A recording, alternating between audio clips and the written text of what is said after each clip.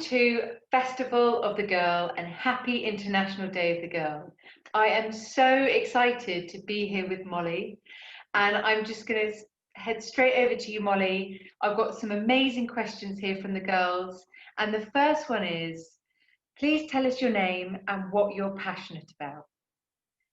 Well, my name is Molly Pettit, but now also Grandal because I got married 3 years ago soon.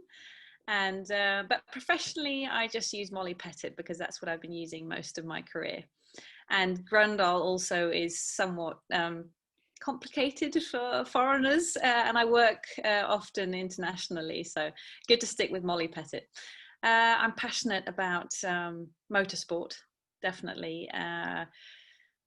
In many ways. I've been racing myself, and now I also work with the World Rally Championship, among other championships. So for me, it's motorsport 24/7, and definitely what I'm most passionate about. Amazing. Where in the world are you right now, and what are you doing aside from this, obviously? Well, I'm in Drammen, Norway, which is where I've been living since 2007.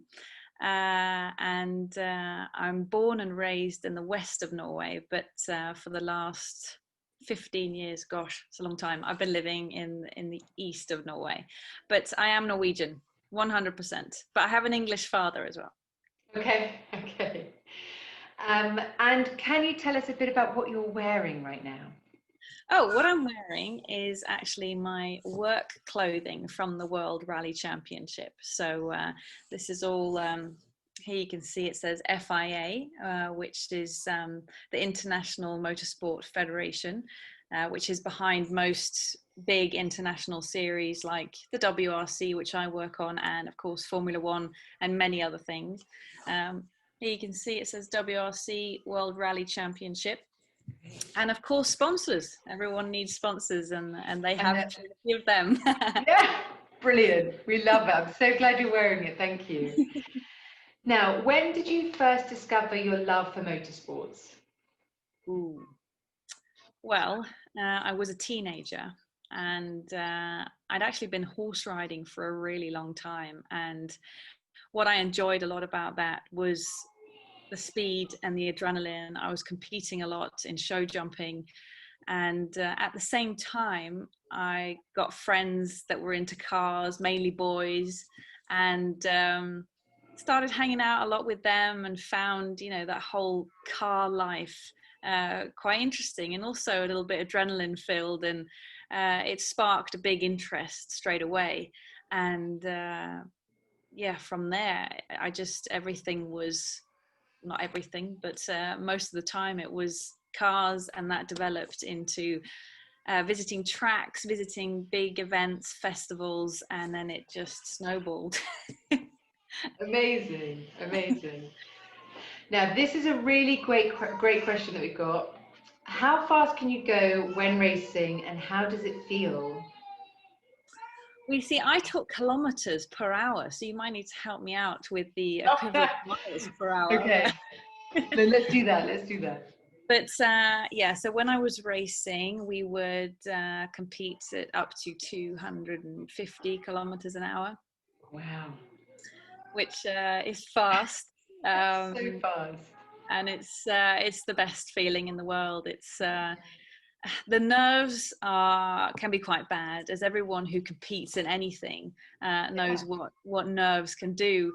But as soon as that helmet's on, as soon as you're strapped in, as soon as you're out on the track, it's kind of you and car are one. And it feels a bit like sort of flying. And when it all works, because in racing it's all about putting together a perfect lap, and when everything's working and the car is set up the way it should be, it just feels a bit like a dance. It just all flows, and you can kind of just forget everything else. It's just you and the car and the speed, and it just feels great. Amazing. I mean, I'm going to ask this quickly. Is it ever scary? It's only scary if there is a loss of control for some reason, and that can happen from several things. It can happen from, for example, another competitor drives into you for some reason because they've lost control, and you know, you can feel a hit on your car, and you can feel it getting out of control, and then you have to, you know, have those super sharp reactions to be able to continue without also yourself going off. So and you can also have unexpected weather changes, you know, which can make things difficult. Usually we're racing in dry weather on slicks, and a slick tire is basically, if you look at tires on a car, they have a pattern, you know, they have treads in the tire so that water and things can pass through and that you get good grip on a regular road. But in racing, it's just it's no pattern at all, and the tires are really soft, which means that as soon as they get heat in them, they get very sticky, and they stick to the tarmac like chewing gum. Oh. So that's the usual kind of weather conditions you can expect in racing. But of course, racing happens outside on a track, and anything can happen. And I've encountered many times being out there on the slick tire, having all that grip, suddenly a cloud comes over, rain starts to fall, and it becomes like ice. And those kind of moments are a little bit scary. And of course, I've had a few crashes throughout my career, and one of them was very bad, and that was basically a loss of brakes, brake failure on the race car, and that was a scary moment. Yes, I can imagine. Wow. This is a great question as well. What have you learned from motor racing that you didn't learn at school? Ooh. Well, I think I just I think with racing, I managed to achieve things that I didn't think I was capable of, because I never encountered perhaps situations like that at school.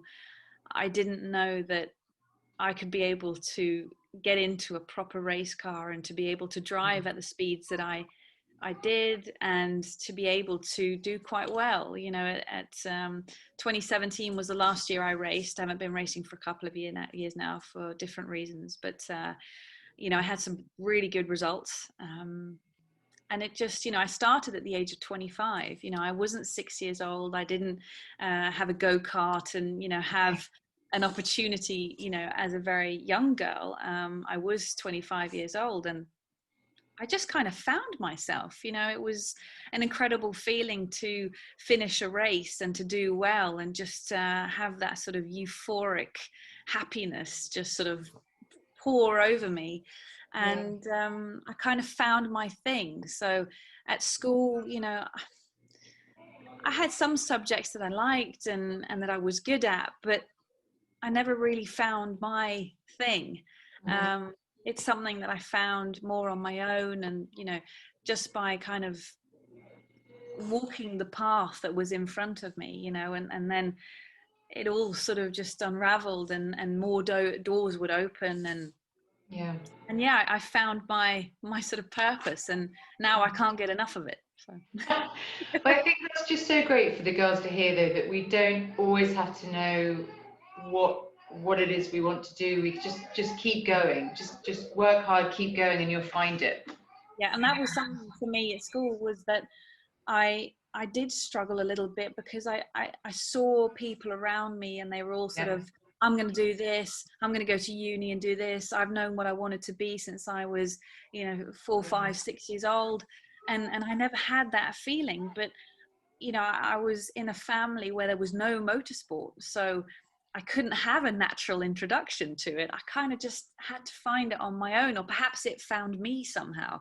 But yeah, that's, you know, good advice that I really could give, is that, you know, girls would feel that, you know, oh, I'm not sure what I want to be, and, you know, that there is something out there for everyone. And it's about exploring, you know, it's about saying yes to things that you might find a little bit sort of scary, or, oh no, but that's not for me. But maybe it is. You know, you really don't know until you've actually just said, yes, I'm going to try that, and perhaps it will change your life. Thank you. That was the best answer. Do you have 3 simple and fun things our girls watching today can do to get a taste for life as a motor racer? Ooh. Well, it's a bit back to what I just said. It's about saying yes to scary things.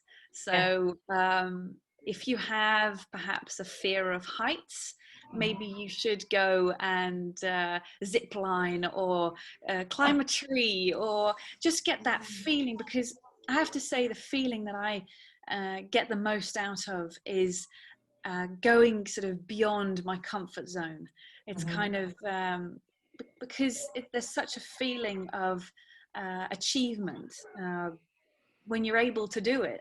And aside from racing, you know, I've done that sort of thing, perhaps, you know, with public speaking. Oh, I had such a problem with that in the beginning, but Okay. then I said to every time I got a question about it, Molly, you know, can you hold a talk for students at the university I went to? I thought, oh, okay.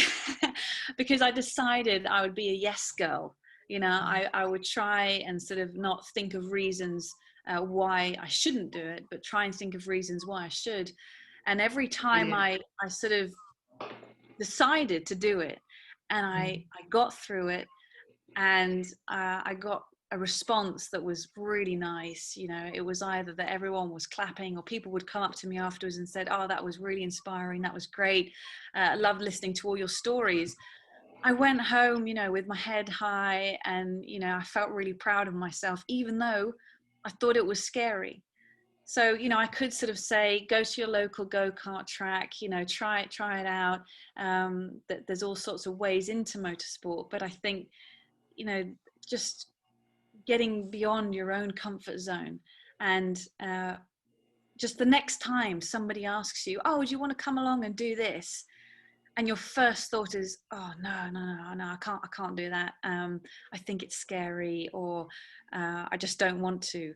Then just say yes. Just next time, for me, say yes. Wonderful. Okay, and finally, at Festival of the Girl, we believe that the future is hers. What's your biggest wish for the future of girls around the world, but also for your daughter? Oy, um, my wish is just that everyone can just follow their dream. You know, if you're a young girl out there now and you're thinking, I want to be chief engineer on Lewis Hamilton's Formula One car, then that is, you know, definitely something you can do. And that, especially with the motorsport world, that there'll be more women involved, and just that, you know, there's no sort of, oh, it's hard to put into words, but a lot of people say to me, you know, what is it? That's a question I get a lot. What is it like to be a woman in a man's Yeah, world? yeah, it's a great A lot of question. the time, those words are used as well, and to be honest, I love it. I think it's a wonderful place to be, and I never think of it like that. It's usually only people on the outside looking in who see it as something unusual, and you know, something that they don't see very often, and therefore they need to ask the question of what is it like. But for me, it's the most natural place in the whole world for me to be, and I just hope that, you know, more girls out there find their passion the way that I did, and that they are accepted 100% equal, and there is absolutely no reason that a girl would do less of a job than a boy in any job out there. So that's my biggest wish, that we have lots and lots of girls involved in motorsport, in racing, that we see a female driver in Formula One Yes, very soon. That would be yes. amazing. And for my daughter, I'm going to give her every opportunity to follow whatever passion and dream that she has, and introduce her to as many things as possible. And yeah, hopefully she'll find herself one day doing exactly what her mum is doing, and yeah, living the dream. Wonderful. Molly, thank you so, so much. I've loved talking to you, and I know the girls will have loved it too. So go and enjoy the rest of the festival. And again, happy International Day of the Girl. Thank you. Bye.